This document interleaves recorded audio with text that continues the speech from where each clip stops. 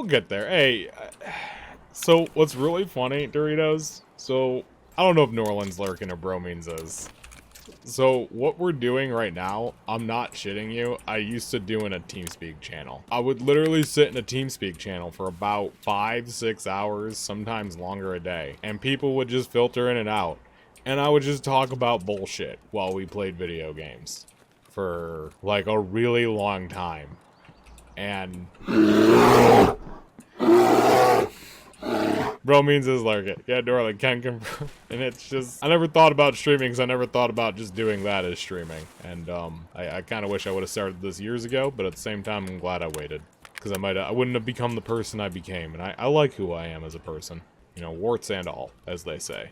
All we got to do now is try to figure out how to incorporate. We just got a lot of stuff to figure out, and then we got to get our D&D games back up and running, and then I don't know if I'll ever run D&D on stream. That's not with my main group. That's already been a conversation and a half. I already told them I have no desires to ever run that on stream because that is very private. We get into some dark topics. Norland, you're on a list, and not in a bad way. I have a list. I have about 50 people. Did you? I think you did. You participated in my insanity that was West Marches, right? I think so. I don't remember or not. The one where I decided to go crazy and effectively run like 15 D&D games at the same time, but everybody wanted it to be like cool personalized stories, and a bunch of people showed up and nobody else really decided to DM because it was supposed to be like a co-op DM moment. You know, Cav and Ace DM'd a couple, don't get me wrong, and I know Arsac was trying to, but I DM'd close to like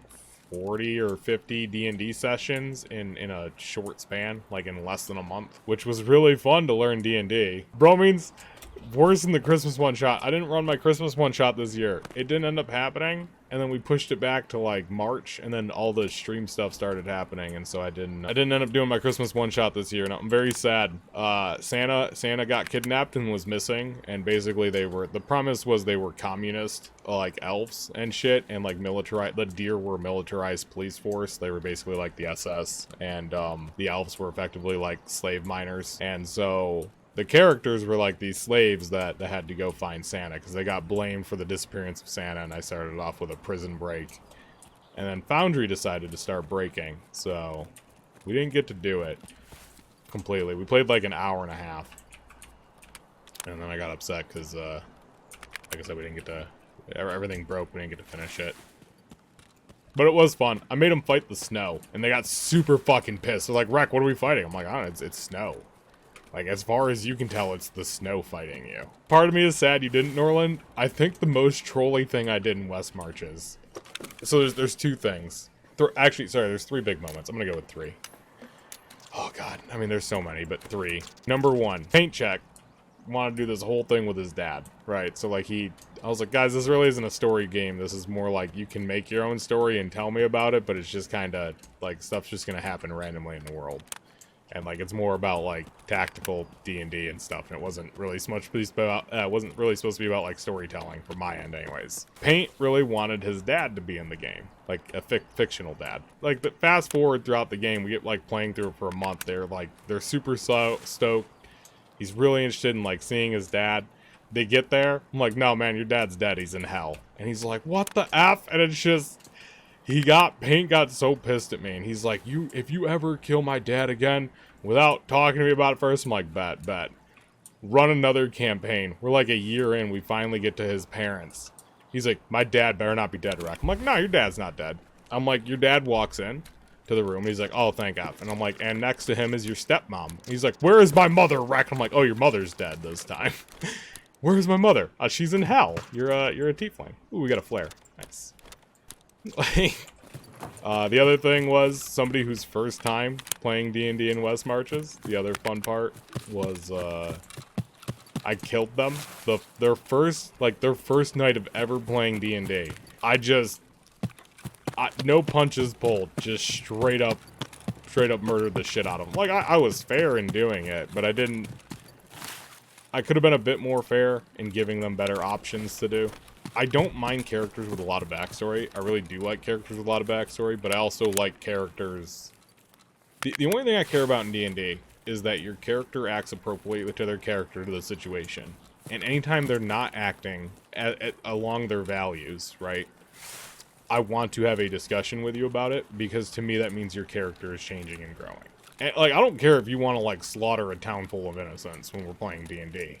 But if you're a lawful good paladin, and I don't want to use lawful good too much, I don't want to use alignment as a scapegoat, but kind of limit to, like, how much I'm willing to put up with certain stupid things. Like, as long as your character's open for growth and change. Ultimately, that's the only thing that I care about, and that matters in my mind. And you can be stubborn and refuse to change, and it's fun. The lawful good paladin starts off with violence in every situation. Isn't lawful good, they're lawful stupid. Yeah, right. That's what I'm saying is, and what I'm fine with is that person murdering a bunch of people, and I have no problem with this, because I will bring it back to haunt the living shit out of them. I burnt down hundreds of hours of work in my game, like of building cities, politics, a bunch of other shit, because of the players. And they got a little miffed at me at first. And then I was like, I can walk you guys through how this is your fault. Very easily. Don't topple governments. Isn't that the whole point of D&D, is to explore growth and shit through it? If you want to play long-form D&D, anyways. I understand some people are like, I just want to roll dice and clicky clacks and talk about stupid shit. I'm like, yeah, I'm with you there, but I terrorize myself too, Norlin. There's a reason I take long, healthy breaks from D&D. The way I want to do it on stream, by the way, third thing. I want to go back real quick. Third thing from West Marches that's very memorable. One was killing a character's dad and, like, just egging him along, and then, like, a few years later, when he brought the character into another world of mine, killing his mother instead, in basically the same fashion. Killing somebody in their first game of D&D, very unsanctimoniously, with, like, a Skeleton King type boss. Number 3, and my personal favorite, is I was running my main game simultaneous to the West Marches, right? And we're talking about paladins. This is a great segue from paladins. I have paladins in a group, right? We have paladins, and I have a paladin in my main group, and he's playing, and, like, he's constantly praying to his god, and, like, constantly trying to, like, push religion checks and, like, work with the divine, but he's, like, level 6, so I'm not too keen on any of it being, like, I'm sowing seeds, right? Like, I'm laying signs, but I'm being very indirect about those signs. Like some real fucking Zeus-level bullshit with Hercules, where he's just... You know, I'm not gonna tell Hercules he needs to go kill this thing. I'm just gonna, like, I'm gonna turn into a woman and fuck the shit out of him, and then plant it in his head. Right, yeah, deities don't give a shit until you're higher level and you actually can contribute to whatever their plans are. Until then, you're insignificant or irrelevant, or like, oh, here's a minuscule amount of my power to influence you. Right, and you're looked at more as like a pawn than anything else. We have 2 paladins in the party. They're low level. It's West Marches. I don't give a shit too much, right? And so they're in the end of a combat. Like, to the point that I don't even really, at this point, if I'm running, like, a main game, and sometimes when I run D&D now, I go, like, guys, combat's over, how do you want to end this? Like, I don't care about rolling, there's 3 minion monsters basically left. We just did 10 rounds of combat, you guys are perfectly fine. They would all have to roll 20s, and you would all have, like, statistically, it's improbable these things run. So let's just storyboard it out, right? Just tell me what you do and how you do it. They're fighting, and they're in this weird, like, it's just minions, right? And I'm like, alright, how do you guys want to do this? And so the one's like, can I pray to my god to smite one of the enemies? I'm like, oh, yeah, fuck it, roll a religion check. You rolled something like a 16 or 17, not too high, but high, but like in the upper numbers. And I'm like, alright, you know what? Like a hammer comes out of the sky and just, like, freaking, like a hammer made of lightning just comes out of the sky and, you know, kills the monster and stuff, and basically, like, sends it from this plane of existence. The other guy in my party, who after that session ended, and, like, me and the guy from my main group got together, it was an insane amount of just going through it. And he's like, why in this game do you allow this dumb shit to happen? Like, because it's West Marches. I don't care about the story. The world is not, like, it's not about the world being plausible. It's about the world being tactical and just, like, try out your dumb character D&D.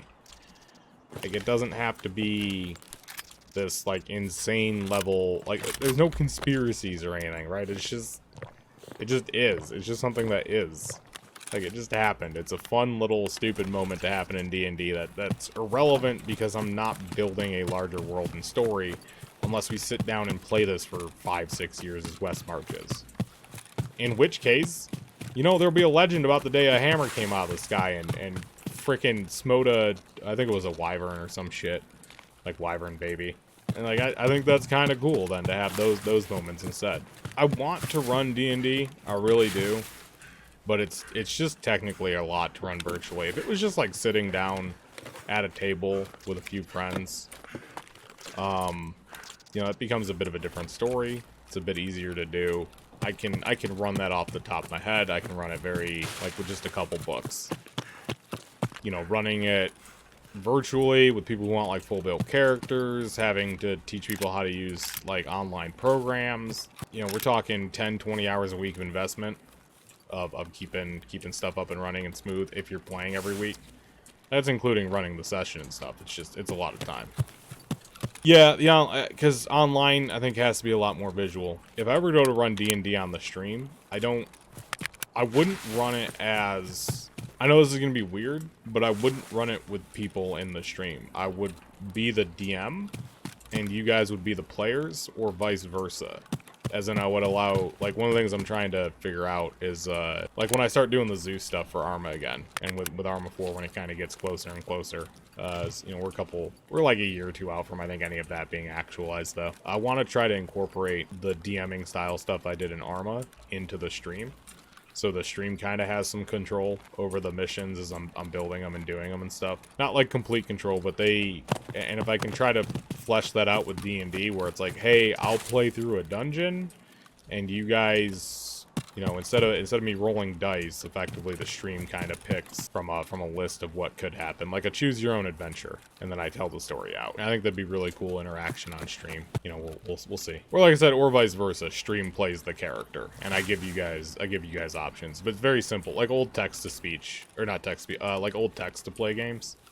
So if you remember like Night Mist, or games like that, like text crawlers, MUDs, yeah, MUDs. I forgot the term. Yes. But, like, you guys are all one character, so it's kind of like 1,000 voices, one person. And I think we can have some really fun short stories and some stuff like that. We're using Tarkov as a learning base to try to figure out how the fuck to make videos on YouTube, and how to make YouTube work, and how to make streaming work.